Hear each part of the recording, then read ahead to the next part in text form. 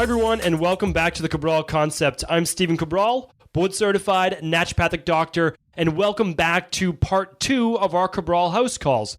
So yesterday we did probably around 7 or 8 questions from our community. Today we'll do about the same, looking forward to today's questions, very different from yesterday. As always, we're answering everyone's wellness questions, their weight loss questions, their anti-aging questions, and probably all sorts of things in between. And it's really nice that we were able to actually kind of get the community together on the weekends and really reach out, see how many people we can help with maybe the first time they're being introduced to naturopathic medicine or functional medicine or Ayurvedic or any of the different types of natural modalities that help people truly heal. Because remember, the only way to truly heal is to actually uncover, so figure out what the imbalances are, and then from there, go about rebalancing the body. So at no point do we ever treat a disease, because if you've been listening long enough to the Cabral Concept, you understand that disease does not exist as we think it does, meaning disease is really a collection of symptoms. High cholesterol is a collection of symptoms, namely higher levels of cholesterol. And then you can start to look at, well, why is that happening? It can be from calcification, it can be from inflammation, it can be from improper diet, food combining, absorption, it can be from stress, it can be from so many different issues. Same with high blood pressure. Same with anything. I mean, you name it, autoimmune disease, and you can name literally any type of dis-ease that we've given a name to. And really what we're just talking about is a collection of symptoms so that a PCP, MD, or a specialist can write a specific code on a piece of paper that they can write a prescription for, or perform a surgery, or bill insurance, whatever it might be. But at no point are we ever looking at the underlying root cause of why the dis-ease came place in the first place in the body. So on the house calls on the weekend, we actually get down and we look into and kind of peel back the onion and keep asking why until we actually do come to an answer, come to some at least realization of what's going on within the body. How do we help it heal? So let's get started. Let's get right into our first question of the day. Do hope you tuned in yesterday. That was episode 659. So if you didn't go to that show, check it out at stephencabral.com/659. You'll be able to see all the show notes, all the questions right there.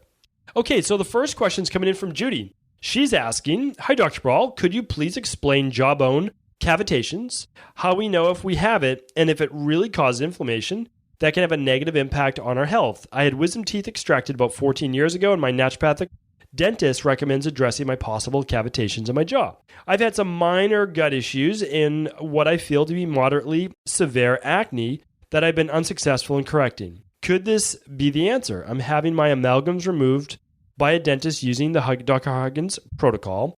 Any suggestions you may have would be greatly appreciated. Okay, Judy, so during my naturopathic doctoral studies, I studied some great biological dentist work. One of them is the doctor that I'm about to share with you right now. His book is called Whole Body Dentistry. I'm going to link up in today's show notes a page of what he believes is the best protocol he's been, let's say, a biological-based dentist for over 30 years. I do agree with him that the issue... So let's take it from the beginning. For people who don't know what cavitations are, basically they can be these empty cavities or spaces under the gum line, which Judy just said she had her wisdom teeth removed many years ago. Okay, so they remove the wisdom teeth themselves, the gum heals. What's left is some space basically under the gum line. And if it doesn't heal properly, if it wasn't sealed up properly, what happens is fungus, molds, viruses, bacteria.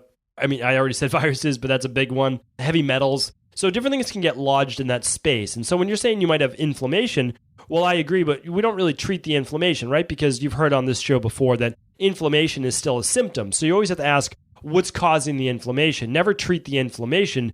Treat the underlying root cause causing the inflammation in the first place. So I do agree in this particular issue, it's basically that cavitation can act like a cesspool for all this, dead bone and bacteria, things that can be growing under there.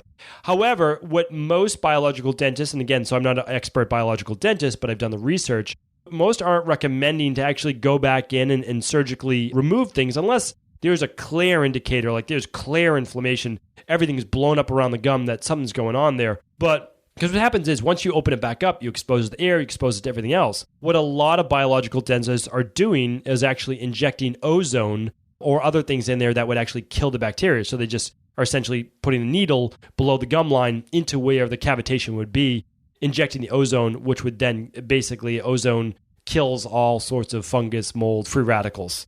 And it does that with oxygen, which is a really, nice and efficient way to do it. So I'm going to link it up today, the actual article by this dentist. His book is called Whole Body Dentistry. It's been around a long time. I mean, I read that 15 years ago. So that's a book that I do recommend checking out. And hopefully that helps Judy get you on your path. Could it be an issue with acne? Sure. That I would absolutely recommend just running your organic acids test protocol. Or if your acne gets worse around your cycle, well, then I would run the adrenal and hormone panel, and I would run that 5 days before your cycle if you start to get symptoms at that point. Okay, Zoe's up next. Zoe's question is in the running for the longest question ever. So kind of joking around with you, Zoe, you actually wrote it in your question as well, that this is probably the longest one ever. It's up there. It's close, but I do appreciate it. Just know that I've read your whole question. Everybody tuning in today, if you want to read Zoe's entire question, just go to stephencabral.com/660. That's where everything will be today. I just mentioned an article that I'll be linking up. Well, that article and everything else and all the show notes and all the recommendations will be at stephencabral.com/660. So I won't have to keep repeating that, obviously, through the podcast because I don't want to be annoying in that way. So I gave a little summary of what Zoe was asking. So basically, she's realized about 2.5 years ago that she started feeling burnt out, looking terrible, feeling very toxic, was in a very negative romantic relationship, wanted to move on with her life. She's a very highly stressed and anxious person. She feels quite toxic. She fasts for about 16 hours a day. Her BMI is a 19. She's been told that she has an overactive thyroid.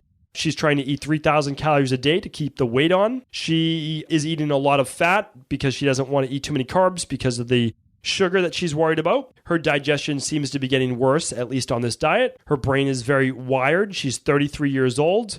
And she's looking for recommendations on lab tests and foods to avoid. Okay, so I think that was pretty good because this question would have taken me like 5 or 6 minutes to read. But, it's a lot of good information. I'm happy to answer for you. So keep in mind, if you are the ectomorph body type, or even if you're the pitta body type, or which would be the mesomorph, endomorph body type, but you're underweight, which clearly you are at a BMI of 19, you're just on the cusp of being obviously probably too lean, running through too much of your own muscle tissue and becoming too catabolic. Well, that catabolism is going to lead to lower blood sugar. It's going to lead to actually you burning up a lot of your minerals, your enzymes, your B vitamins, and I already mentioned minerals, but basically things like your sodium and magnesium and potassium for sure. Calcium, you'll be going through that as well, but calcium will keep getting pulled from your bones. So yes, you'll become eventually, of course, we don't want this, starting to break down bone, causing osteopenia, osteoporosis. What I'm worried about, though, is the sarcopenia, is the muscle loss right now as well. And you say you put yourself on a high-fat diet. Again, not the proper diet for an ectomorph, someone looking to lose a lot of weight. I mean, someone who is losing a lot of weight. Could it be better for a person to be on a lower-carb, higher-fat diet? If they're an endomorph, sure. We can play with that without a doubt. But right now, I think you were just given some misinformation because that's the popular thing to do right now. And of course, it works for some people, and we recommend it in my own practice for weight loss. However, just keep in mind, like some vehicles run on high-octane gas. Like you have a Maserati or some really, nice car. You're not going to put the regular unleaded in it. If you have a diesel, you can't put regular gas in it. You have to put diesel gas in it. And so basically what I'm trying to say is there's all different types of fuel for every different vehicle, right? But they all move you along that road.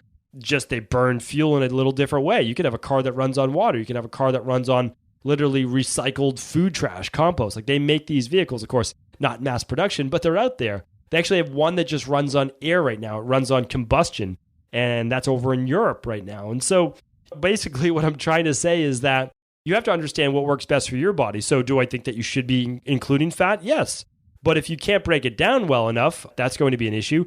And your body's looking for a fast fuel source because you're anxious, you're stressed, you're wired, and you're losing weight, and your BMI is down to almost a 19, or it is a 19, I should say. So, your body needs carbs, whether you like it or not. That's what it needs to run on preferentially. It's just the way it is. I mean, I'm just stating facts. If you told me you were a BMI of 28, 29, and you said that you were putting in a lot of carbs in your body, I'd say that's probably not the right idea. But I'm treating you as an individual, and as an individual, this is not the right case for you. So what would I recommend? Okay, hair tissue mineral analysis is my first lab for you for sure. That's my number one lab. It's the least expensive. My number two lab would be the adrenal hormone lab. You could add the thyroid to it if you wanted to. That, of course, is an amazing lab. I love that lab. And if digestive is good, then don't worry about it. But if digestion is not the best, well, then I would run the organic acids test. And anybody with anxiety, I do like to run it because I just want to see if there's a candida issue or a small intestinal bacterial issue that's affecting your gut. And those same waves of anxiety, of nervousness in that gut or unhealthiness and imbalance are actually being transmitted to the brain. That happens far more than you would think. So run the hair tissue mineral analysis if possible, then run the adrenal and hormone, add the thyroid if you're able to. And then if you're okay with that, then you're going to run the organic acids test. And I just gave you the recommendations on food to get started. So hopefully that helps get you started. All right. Jan is up next. Jan's asking, hi, Dr. Brawl. Hope you're having a nice day. Thank you, Jan. I hope you are as well. Thanks in advance for your time and words of wisdom. I'm trying to figure out the underlying root causes for a malfunctioning ileocecal valve. It gets stuck open. I have tried dietary changes, meditation, chiropractic care, massage, cold packs, castor oil. It all helps temporarily, but inevitably the valve flares open and leaves me feeling pretty awful. Could candida bacterial overgrowth be causing this? I completed your parasite plan and I'm now a week into your CBO protocol. Do you have any suggestions for supporting the valve? Thank you. You rock, Jan. All right. Thank you very much, Jan. Appreciate the kind words. Yes, we can help you with this. We help people with ileocecal valve malfunction or dysfunction all the time. So for anybody who doesn't know what this ileocecal valve is that we're talking about, let's explain that. So food moves down your esophagus, it moves into your stomach, and then on its way out of the stomach, it moves into the first part of the small intestine called the duodenum. Some people pronounce it duodenum. That works as well. So in that part, we're really doing the majority of the digestion that's outside of the stomach in that first, 10 inches or so of small intestine. Then it's moving into what's called the jejunum. And the jejunum is the it's the longer part of the small intestine. And for here, there's a lot of absorption taking place, okay? So a lot of food already get broken down by bile, by pancreatic enzymes, all that good stuff in the first part of the small intestine. Now we're trying to absorb nutrients, absorb nutrition. The last part is the ileum. And the ileum is where we actually manufacture B vitamins. Not a lot of people know this, but your intestines actually, if they're not functioning well, you can't make and manufacture your own B vitamins and a lot of other vitamins as well. So that's an issue. Now the ileum then moves into the first part of the large intestine called the cecum. So this is now called the ileocecal valve, where the small intestine meets the large intestine. Why does this matter? Well, this is something that they really don't talk too much about, even in medical school, but it's extremely important. The cecum, or let's just call it this way, the large intestine has a very different type of bacteria, okay? So by the time all the food waste has made its way to the large intestine, absorption's, it's not all done. It's not, I'm not saying that, but it's pretty much done, okay? The majority of it is done. Now we have a lot of waste. So what happens is it's supposed to be a one-way street out of your body through your anus, right? So what happens is if the ileocecal valve stays open, it allows for the dirty bacteria, we'll call it, right? The colon bacteria, which is never supposed to come up into our small intestine to happen. That's why a lot of people, they complete our candida and bacterial overgrowth protocol and they do great, meaning like we eliminated the bacteria, we eliminated the yeast, but what happened was they never calmed the sympathetic nervous system. They never calmed that ileocecal valve. So they don't get it from their mouth anymore. What happens is their own large intestine can create SIBO, can create small intestinal bacterial overgrowth by pushing it back uphill into the intestine. Now, this is very rare. It doesn't happen often. So for the majority of people, you never have to worry about this. So don't think that you have this too. The majority of people do not. However, some people do. And we see this all the time in my practice because, again, we specialize in these mystery cases, as they're called. So what do we do? Well, you're doing the right thing. You did the parasite protocol. Fantastic. Now you're doing the candida and bacterial overgrowth protocol. Fantastic, because that's what I would have already recommended. So what do we need to do next? Well, we need a lot more magnesium into your body. You can use the full spectrum magnesium, 2 caps at each meal, 1, 2, 3 times a day, breakfast, lunch, and dinner. That will certainly help to calm the sympathetic nervous system a little bit more. You mentioned meditation. You mentioned a couple things like that. That's great. You certainly do need to do that, but it can't just be meditating. It actually has to be the actual state of meditation. You need to get deep into that relaxation-based state. Another product that's fantastic is called GABA Ease. That's a great product as well. We like that for people who have a higher level of anxiety. We don't use it forever. We just use it temporarily. Adrenal Complete Care, Adrenal Response Complete Care is a great one. What else is a great one? Anything with ashwagandha. Ashwagandha is fantastic. Phosphatidylserine at night. So before bed, that's a great one as well. You can actually find a practitioner that does ileocecal valve relaxation therapy. So believe it or not, that's remember, even though this is rare, it's common, right? So it's rare, meaning like not 1 out of a million. It's like maybe 1 out of 1,000. It's not super rare, but it's rare enough. But you can still find people that can actually help you to look up this. You'll be able to find it on YouTube as well. Ileocecal valve massage. Check that out. It's going to actually show you how to manually close your eyes, breathe into your diaphragm, breathe into the lower belly, the lower lobes of the lungs, relaxation. Remember, the ileocecal valve will stay closed. You never have to think about it. Remember, this is a parasympathetic, automatic-based thing that your body does. Like your heart beating, right? You don't need to tell your heart to beat. It does it on its own, thankfully. So your ileocecal valve should do that on its own as well. But what happens is, this is really a sympathetic nervous system-based case. So again, if you wanted to see how much you need in terms of certain minerals, you would do the hair tissue mineral analysis to find that out. That's an amazing lab. It really is so underrated just because it's a little bit more challenging to read. But of course, that's why we also give you my recommendations. I read it for you, and then you get a 30-minute call with my health coaching team with every single lab that you do at StephenCabral.com, except for the vitamin D, because you don't need you just need my recommendations. You don't need a whole coaching call to tell you how much vitamin D to take by running that lab. Okay, so hopefully that helps. Dustin's up next. He's writing in. I'm a 35-year-old male, 6 foot, 170 pounds. I've always been relatively skinny despite what I eat. One thing I've always struggled with is oily skin and acne. I wipe the oil off my face up to 15 times a day just to appear normal. Thoughts? I have recently changed my goal to be more healthy and well. I take your daily protocol, increase my fiber and water intake, follow a Mediterranean diet, mostly with a lot of vegetables. I still have cheat meals a few times a week. I enjoy 2 to 3 beers or a couple glasses of red wine 2 to 3 times a week. I do not work out enough, but live a busy, active lifestyle. I find that I have a lot of gas, flatulence, thoughts, and recommendations. Thank you, Dustin. Okay, Dustin, thank you for adding that last part. A lot of people don't like to share that they have, bloating or gas or flatulence or acid reflux or burping. But once I know that, I kind of know what's going on. So before I even read that line, which I just read right now, I thought that you had digestive absorption issues, which is why the overproduction of sebum and oil in the face, possibly and potentially an actual absorption with fat, which is not allowing you to actually get the oil, the good fat that you need, so your body's then overproducing its own. So that's certainly one. It doesn't mean that it is that, but it certainly is the first thing that came to my mind and one thing that I've seen quite a bit. So what would I do? I would run the organic acids test. That's the lab I recommend for you. And then I would see if there's an actual absorption-based issue. I would see what's going on with that gut itself. What do your B vitamins look like as well? That's very, very important. What's your detox? That's another thing I thought about right away. Why is the skin producing all this oil? What's it trying to get rid of? What's it pushing out? Or is it just the skin so dry? Which does happen with the Vata body type. The ectomorph body type is the drier type. So they have a tendency to have mixed, not composition, that's not the right word, complexion. So basically their skin is dry, but then it starts to overproduce oil. So it looks like they have oily skin. But the truth is they really have dry skin. The skin just then overproduces oil to make up for that dryness. So that's why I do recommend actually. So one of the things, Dustin, you could do is just hit a sauna, sweat a lot, get all of that stuff out of your skin for basically a week. And then you could also do bentonite clay or French green clay masks. Just type in clay mask at stephencabral.com/podcasts. You'll get my previous shows on how to do that. Then you might want to use a little apple cider vinegar after that clay mask as a toner. Okay, wash or wipe that off your face. And then after that, use a little argan oil, especially before bed. And the argan oil or jojoba oil, which is jojoba, is a great oil that mimics the natural oil of the skin, the sebum of the skin. So if you're not producing enough, it will do it for you.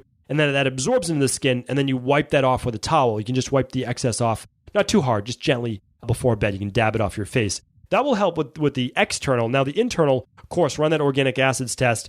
And then what I would do is this. I would probably do a 14 or 21 day Dr. Ball detox. You don't want to lose weight, so you might want to add some berries into your shakes. That would be totally fine. But here's what I want to do. I want to go that 14 days, 21 days without alcohol. I'm thinking, again, if there's a liver-based congestion issue and you're adding alcohol 2-3 days a week, you could certainly be overtaxing the liver because the liver has to break down, detoxify all this alcohol, all this ethanol, which essentially is a poison for the body. So it does have to break it down. I'm telling you, if you do the 14 or 21 day Dr. Ball detox and your skin gets better by the end of that, then you know what we're looking at is a potential liver-based. It's not an issue. You can fix all this. It's just a detoxification-based issue. So then you'll just want to follow the Dr. Ball detox. You want to do your morning smoothie every morning, get a lot of hydration, a lot of water. And I'm telling you, that'll fix it. So hopefully that answers your question. Okay, one more question today. Amanda is up next. Amanda's asking, Hi, Dr. Cabral. I'm a health coach. One of my clients has scoliosis. The lower part of her spine is shaped like a C. Around her tailbone, the area is inflamed and tender, and she says that is almost always like that and causes her pain sometimes.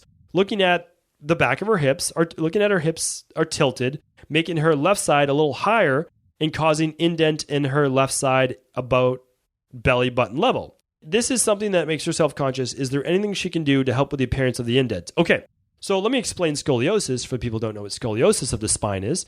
Basically, when we talk about like an arch in the lower back, okay, so an arch in the lower back would be called lordosis. That's kind of normal. It's not normal, but you see a lot of that.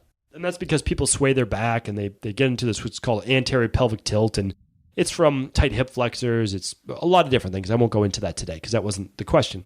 And then we see the rounded shoulders. That's the kyphotic posture, the kyphosis. Scoliosis is something very different. Scoliosis means that your spine, if you were looking straight down, it actually turns to one side. Now, the spine should go north to south in a straight line. Now, it's not straight. Your spine has a normal little S curve to it. But with scoliosis, it actually S's out. It actually turns out to the left or to the right.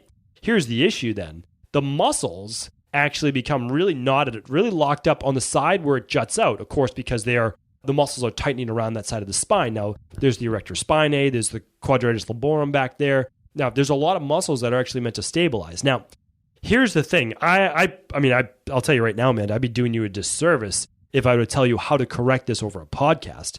But what I can tell you is this is correctable. Now, it's correctable. Let me say this. So it's correctable if long-term permanent damage hasn't been done to the spine. So, if there's actually start to been bone deformation, where actually the bone is starting to calcify in certain areas and actually lock up and fuse, that does happen. That's possible. But I don't know how old or young your client is, but what I can tell you is this. You can do a lot of research on this, of course, online. You can read books on it, on scoliosis and postural correction. I did a lot of this as a young 21, 22-year-old, 23-year-old coming up in the fitness, personal training, strength and conditioning, and learned a lot of different methods. One of them is called the Ileocecal method, Ileocecal method. You can check that out, but it's not the only one. So some people love it, some people don't. But what I'm saying is there's a way to course correct here. And so what we want to do is that we actually want to do some soft tissue work. So she might work with an active release practitioner. She might work with someone, again, doing Ileocecal. What you want to do, though, is you want to, on the side that's really tilted up, is you want to be able to lengthen the muscles on that side. So you want to be able to lengthen the hamstring. You want to be able to lengthen the iliopsoas. You want to be able to lengthen the quadratus lumborum and the muscles that are kind of locked up tight. What that does essentially is it then allows the spine to not be pulled to that side, and it allows it then to start to shift back to normal, to more of a straight. Now, this does not happen overnight. This is going to be, Amanda, as a health coach, the problem is like you want to help her fix herself, which I totally get, and that's very, very admirable, especially you writing in for your client. But here's the deal. She has to want to do this, meaning that this is not an overnight procedure, and it's going to take really a couple months. It's going to take months of really daily practice of foam rolling, opening up, practicing their stretches. So can it be done? Yes, as long as there hasn't been any permanent-based deformation. Will it ever be 100%? Maybe, maybe not, but that's not really the issue. The issue is that we want to correct this now because it'll be much worse when she's in her 60s, 70s, 80s. And also it will help with that indentation, as you called it. But sure, if vanity is the way that we want to solve this, if that's why we're going to attack it, great. But really, we need to do this for long-term health because eventually sitting, standing, walking are all going to become very painful if that scoliosis continues to progress, which it will. Scoliosis, unless you do something about it, is not one of those things to just kind of sit back and just, relax from there. So that is our last question for today. I think that will do it. Really great questions as always. Thank you everyone for tuning in to another Cabral HouseCall, where every weekend I have the pleasure, and it really is a pleasure to be able to answer our community's questions. Stay tuned as always for tomorrow's show, our Motivation and Mindset Monday, quickly becoming one of the favorites, definitely one of my favorites as well. So I look forward to speaking with you then. Take care. Thank you as always for tuning into the Cabral Concept, and this month's listener-only special is back by popular demand. About a year ago, we stopped offering the buy 3 Dr. Cabral detoxes and get one free because of the costs associated with producing the highest quality functional medicine detox in the world. But To be honest, we've had more success stories over the last 6 months than ever before from people writing in about their experiences using the Dr. Cabral Detox, so it's an honor to be able to bring this special back for the month of November. This month, when you buy 3 regularly priced Dr. Cabral Detoxes through the private link, you'll get 1 free detox and save $100, plus the shipping will be on us. This means you can complete a 21-day detox and save a 7-day detox for future use. You can give them out as holiday gifts this season, or you can start your 2018 off right with a 7-day detox lined up for every season in 2018. However you want to use your 4 7-day Dr. Cabral detoxes, I am thrilled to be able to offer you this exclusive deal, and I can't wait to hear your success stories soon. To take advantage of this offer, simply be one of the first 100 to go to stephencabral.com/store and click on the button on the top of the website for the private offer page. Thank you again for your support of the Cabral concept.